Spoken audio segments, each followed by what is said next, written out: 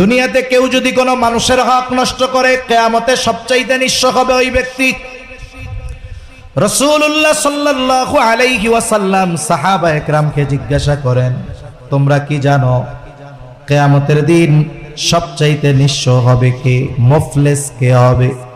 সাহাবা একরাম জবাব দিলেন, ইয়া রাসূলুল্লাহ, আল্লাহ এবং তার রাসূল ভালো জানে।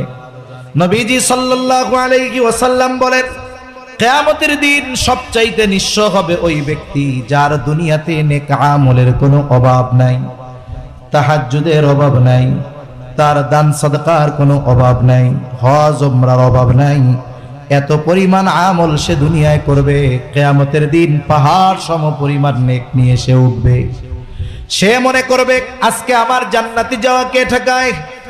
কিন্তু আফসোস, ওই ব্যক্তি দুনিয়ায় মানুষের হক নষ্ট করত, কারো সম্পদ কেড়ে নেওয়ার মাধ্যমে, কারো উপরে জুলুম করার মাধ্যমে, কাউকে কথার মাধ্যমে, কাউকে হাতের মাধ্যমে। ক্ষমতাধর ছিল, প্রভাবশালী ছিল, নেক আমল করেছে, কিন্তু বান্দার হক নষ্ট করেছে।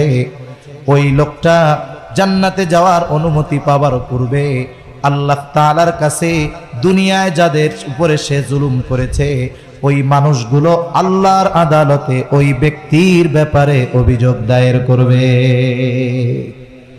আল্লাহর কাছে বিচার প্রার্থনা করবে। আল্লাহ জিজ্ঞাসা করবে, ওরা যে অভিযোগ দিল সত্য? মিথ্যা বলার কোনো উপায় নাই। সে বলবে হ্যাঁ সত্য। আল্লাহ বলবে তাইলে হক আদায় করে দাও। দুনিয়ার লেনদেন, টাকা পয়সা, ডলার, এগুলো দিয়ে হয়।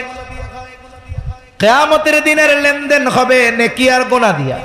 বলে যার কাছে নেকি সে ধনী, যার নেকি নাই সে গরিব।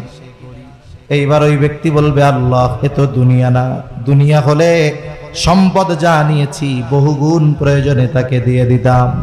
এবার বাদী বলবে, আল্লাহ আমার তো এখন সম্পদ দরকার নাই, আমার হক সে তার নেকির দ্বারা আদায় করে দিই।